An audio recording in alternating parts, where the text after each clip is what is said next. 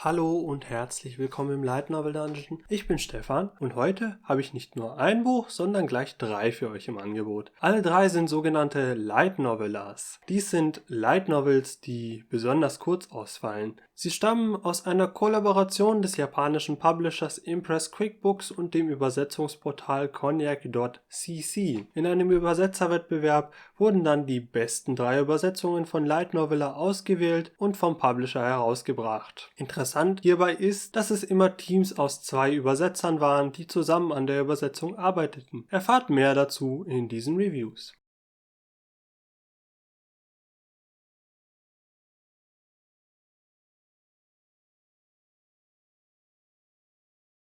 Heute möchte ich euch also diese 3 Novella kurz vorstellen. Den ersten Platz im Wettbewerb belegte Alice's Tale, Platz 2 belegte Whether It Rains or Shines Tomorrow und Platz 3 machte die Novella The Akiba Labyrinth, A Little Trip with My Little Big. Anfangen möchte ich für diese kleine Review-Serie mit Alice's Tale. Geschrieben hat diese Novella Tadanori Kurashita, die Illustrationen stammen von Poyoyon Rock, das Coverdesign stammt von den Creator Studios Type 4. Als Übersetzer wurden diesmal mit Braden Noyce und Mami Suzuki gleich 2 Leute tätig und das Editing wurde von Hirona Suzuki übernommen. Offizielle Beschreibung von Alice's Tale. Hier zuerst einmal die offizielle Beschreibung zu Alice's Tale in einer deutschen Übersetzung. Offiziell handle ich mit Aktien. Mein Partner, eine hochentwickelte KI namens Alice und ich, beobachten das aktuelle Geschehen und wühlen uns durch die Nachrichten, um Informationen zu finden, die weiterreichen als die offizielle Version einer Geschichte. Ich hatte mein Auge schon eine Weile auf einer bestimmten Marke und wir folgen ihr sehr genau. Ich dachte, die Dinge laufen wie geschmiert. Allerdings, eines Tages, als ich gerade mein Zimmer verlassen wollte, hatte ich das Gefühl, jemand würde mich beobachten. Als ich mich umdrehte, sah ich, dass Alice' Hologramm immer noch aktiv war. Normalerweise schaltet sie sich selbst immer ab, noch bevor ich überhaupt dann bei der Tür bin. Aber heute steht sie einfach da und starrt mich aufmerksam an.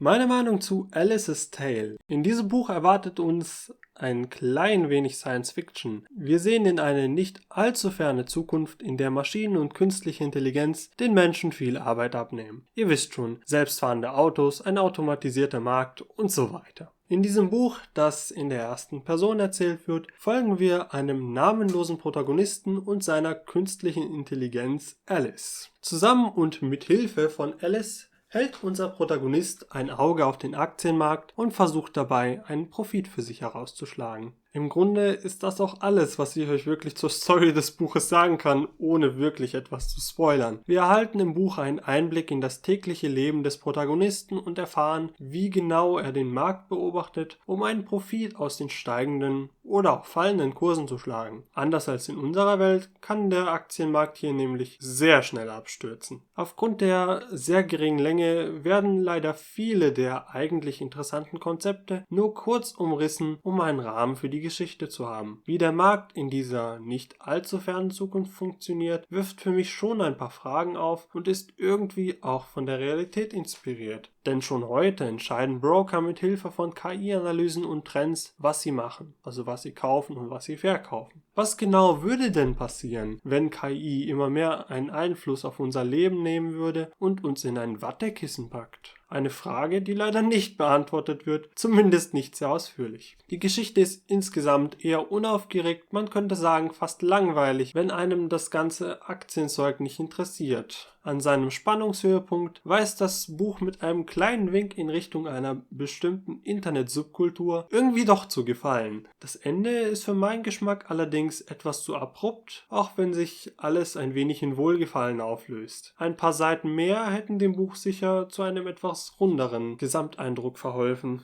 Machen wir gleich weiter mit der zweiten Novel, Whether It Rains or Shines Tomorrow. Die zweite Novel für diesen Artikel wurde geschrieben von Madoka Harumi und wird unterstützt durch Illustrationen von Nacht. Das Cover stammt von Himawari, auch hier waren wieder 2 Übersetzer am Werk. Zum einen Chelsea Inaba und zum anderen Yoshino Kazuki. Wie zuvor bei Alice's Tale übernahm Hirona Suzuki auch für dieses Buch das Editing. Offizielle Beschreibung von Whether It Rains or Shines Tomorrow. Auch hier die offizielle Beschreibung zu Whether It Rains or Shines Tomorrow in einer deutschen Übersetzung. Als Itsuko im Krankenhaus der Schule aufwachte, nachdem sie wegen ihrer Sonnenallergie in Ohnmacht gefallen ist es niemand anderes als ihr beliebter Klassenkamerad Miyano, der über sie wacht. Wenn du dich besser fühlst, willst du übermorgen mit mir zum Sommerfestival gehen? Leicht nostalgisch und mysteriös, dies ist eine Geschichte purer Liebe für junge Erwachsene. Und das war's auch schon, was die offizielle Beschreibung hergibt. Meine Meinung zu Whether It Rains or Shines Tomorrow. Zunächst einmal ein bisschen was zum Buch selbst. Passend zu den ganzen Umständen der Entstehung des Buches ist am Anfang des Buches ein kleines Glossar, das dem Leser ein paar typisch japanische Dinge erläutern soll. Das Buch eignet sich auch sehr gut für Leute, die noch nicht so bewandert mit der japanischen Kultur sind. Im Übrigen ist Rain or Shine auch eine englische Redensart, die so viel bedeutet wie egal was passiert. Das Ganze passt sehr gut zum Buch. Die Beschreibung gibt diesmal nicht allzu viel her, daher lasst mich das Ganze etwas ausführen. Wie in der Beschreibung angegeben, leidet die Mitschülerin Itsuko an einer Sonnenallergie. Das hat zur Folge, dass sie umkippt, wenn sie sich zu lange ungeschützt der Sonne aussetzt. Allerdings ist diese Krankheit noch lange nicht so gefährlich wie die Mondscheinkrankheit, bekannt aus You Shine in the Moonlight. Es ist vor allem unangenehm für sie. Es hat auch Auswirkungen auf ihr Sozialleben. Am Sportunterricht und der Marching Band kann sie deshalb nicht teilnehmen. Als sie an einem Tag wieder umkippt, wird sie von Takeshi Miyano ins Krankenzimmer gebracht. Er ist wohl das, was man als beliebt bezeichnen würde. Seine Mitschüler, Männer wie Frauen, verehren ihn. Er ist gut in Sport und hat gute Noten. Itsuko bezeichnet ihn als Anführer einer Affenherde, was irgendwie amüsant ist. Scheinbar hat er mitbekommen, wie Itsuko umgekippt ist und hat sie weggebracht. Er ist aber geblieben, um über sie zu wachen, weil die Krankenschwester der Schule kurz weg musste. Als Itsuko also aufwachte, sieht sie sich ihrem beliebten Mitschüler gegenüber. Zu ihrer Verwirrung fragt Takeshi sie, ob sie mit ihm gemeinsam auf das kommende Sommerfestival gehen möchte. Aber wieso sollte einer wie er, der so beliebt an der Schule ist, mit ihr auf ein solch wichtiges Fest gehen? Wenn zwei Menschen zusammen auf das Festival gehen, könnte man sie doch fast als Paar bezeichnen. Die beiden haben allerdings kaum ein Wort in der Klasse gewechselt. Sie traut dem Braten daher nicht und denkt, er lügt sie an oder spielt ein faules Spiel mit ihr. Dabei versichert er ihr, dass er es ernst meint. Er hat auch seine Gründe, warum er gerade sie fragt. Das Buch als Gesamtes kommt ziemlich stereotypisch und klischeehaft daher, abgesehen von Itsukos Krankheit natürlich. Ansonsten haben wir hier alles, was man in einer Romanze so erwarten kann, mit zwei Liebenden, die einander erst finden müssen. Das Buch ist jetzt nichts, was ich als weltbewegend bezeichnen würde, aber irgendwie ist das Ganze doch sehr süß geschrieben und einfach sehr bodenständig. Ein bisschen kitschig ist es auch. Die beiden finden über den Verlauf des Buches zusammen, auch wenn die Umstände, unter denen es passiert, eher banal erscheinen. Aber ich will hier gar nicht mehr so viel spoilern, also machen wir direkt weiter mit Nummer 3. The Akiba Labyrinth, A Little Trip with My Little Big. Diese Novella wurde geschrieben von Maho. Die Illustrationen in diesem Buch stammen von Shiwawa Iwasaki und auch hier haben wir wieder gleich zwei Übersetzer. Einmal Dawn Croft und als zweites Susumu Fukuhara. Wie schon bei Alice's Tale und Whether It Rains or Shines Tomorrow übernahm Hirona Suzuki auch hier wieder das Editing. Offizielle Beschreibung zu The Akiba Labyrinth, A Little Trip with My Little Big.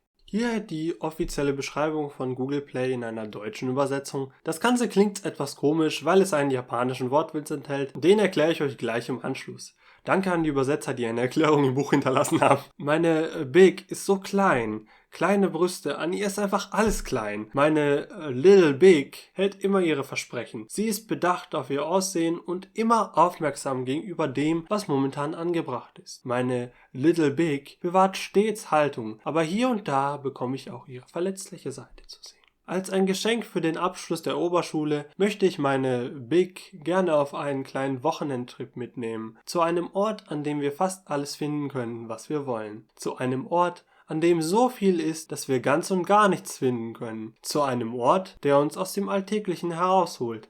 Nach Akihabara, Tokio. Nach Akiba. So machen ich und meine Big uns auf den Weg. Wir treffen auf eine katzenohrige Maid in einem rüschigen Outfit. Nekomi-san. Nekomi-san lädt uns tief in das Herz von Akiba ein. Dort angekommen, finden wir ein malerisches, stylisches Maid-Café vor.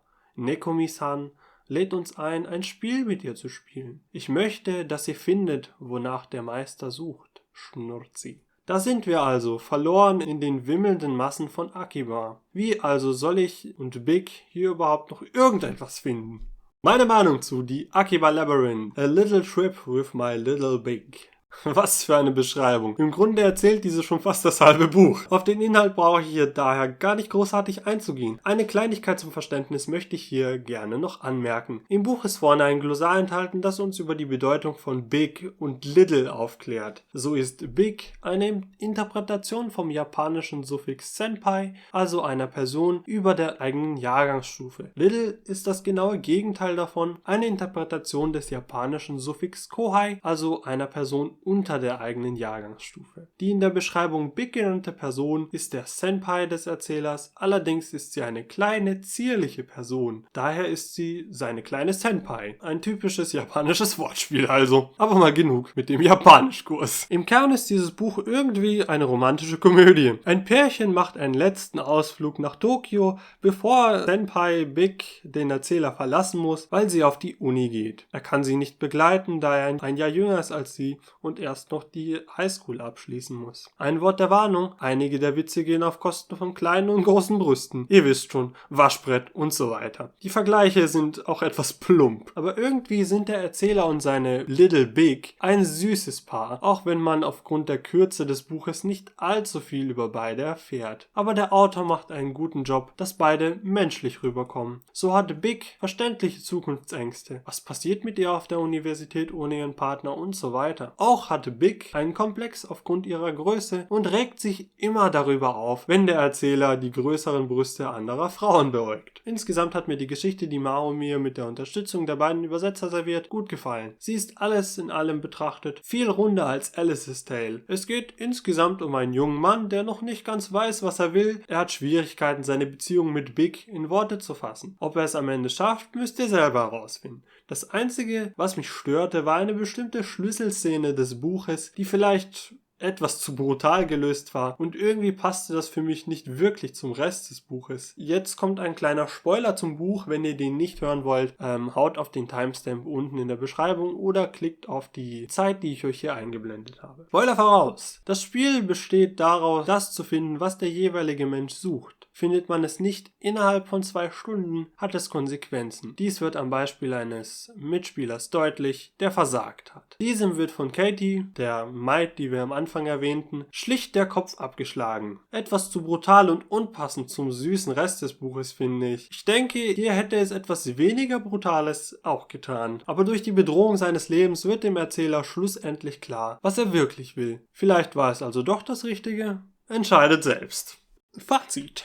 Fangen wir an bei Alice's Tale. Durch seine kurze Länge ist das Buch eher etwas für zwischendurch. Der kleine Preis von gerade einmal $3 macht es auch etwas leichter verschmerzbar, dass das Buch sein Sci-Fi-Setting nicht ganz ausschöpft und Wünsche und Plotpunkte einfach offen lässt. In dieser Kürze war wohl einfach nicht mehr drin. Es erzählt eine kurzweilige Geschichte, die etwas trocken auf manchen Leser wirken kann, weil es viel um Märkte und so weiter geht. Wenn ihr aber mal eine etwas andere Light Novel lesen wollt, ist diese hier sicher einen Blick wert. Machen wir weiter bei Whether It Rains or Shines Tomorrow. Wenn ihr auf der Suche nach einem kurzen, romantischen und leicht dramatischen Roman seid, kann dieses Buch euch sicher begeistern. Auch wenn es etwas klischeehaft ist und die ganze Story rund um die Liebe sich etwas zu schnell entwickelt, ist sie süß gemacht und abgesehen von der etwas exotischen Krankheit sehr bodenständig. Fans süßer Romance sollten vor allem bei dem Preis zugreifen. Das Buch kostet ebenfalls nur $3. Erwartet nur nichts allzu Neues in diesem Buch, wenn ihr schon mehr Romanzen gelesen habt. Es erwartet euch auch mehr Drama als in The Akiba Labyrinth. Zu guter Letzt kommen wir noch zum Fazit zu The Akiba Labyrinth. Auch dieses Buch ist natürlich wieder gut für zwischendurch, ist es doch so kurz. Es erzählt eine abgerundete, süße, leicht brutale Geschichte zweier Liebender auf einer gemeinsamen Reise nicht nur nach Tokio, sondern auch zueinander. Die ganzen eher plumpen Beschreibungen der Oberweiten und die flachen Witze könnten manchen Leser aber nicht ganz zusagen. Das Buch hat aber auch eine interessante Message, wie wichtig Kommunikation ist. Gut für Fans romantischer Geschichten ohne viel Drama, ihr solltet aber leichte Gewaltanteile abkönnen. Insgesamt liefert Impress QuickBooks hier eine interessante Mischung an Büchern, die ihr Geld wohl wert sind. Alle drei kosten gerade einmal $3, was laut Google etwa 2,24 € entspricht, was es wesentlich einfacher macht, über die ein oder andere Unzulänglichkeit bezüglich des Storytellings hinwegzusehen. Alle drei sind, denke ich, ein netter kleiner Zeitvertreib für zwischendurch und dabei sehr weit weg vom Isekai-Einheitsbrei. Vielleicht sogar fast schon erfrischend. Etwas, das beim Lesen der Bücher noch auffiel und ich euch nicht vorenthalten möchte, sind leichte Probleme mit gewissen Zeichen. Gedankenstriche und alle Diakritika wie dieses akzentuierte E werden in den Büchern als Fragezeichen dargestellt, was etwas komisch ist. Erhältlich sind alle drei Bücher nur als E-Book bei Google Play Books, Apple Books oder Bookwalker. Andere Händler haben diese Bücher nicht im Angebot. Danke fürs Zuhören, dies war mal wieder eine Review aus dem Light Novel Dungeon. Wenn ihr wollt, könnt ihr gerne ein Abo dalassen, um keine weitere Folge zu verpassen. Haut auch auf die Glocke, damit ihr eine Benachrichtigung erhaltet, sobald ein neues Video erschienen ist. Falls ihr noch mehr Reviews lesen wollt, schaut gerne auf unserer Webseite lightnovel-dungeon.de vorbei oder schaut auf dem YouTube-Channel oder dem PeerTube-Channel vorbei. Wir sehen uns zur nächsten Review. Bis dahin, tschüss!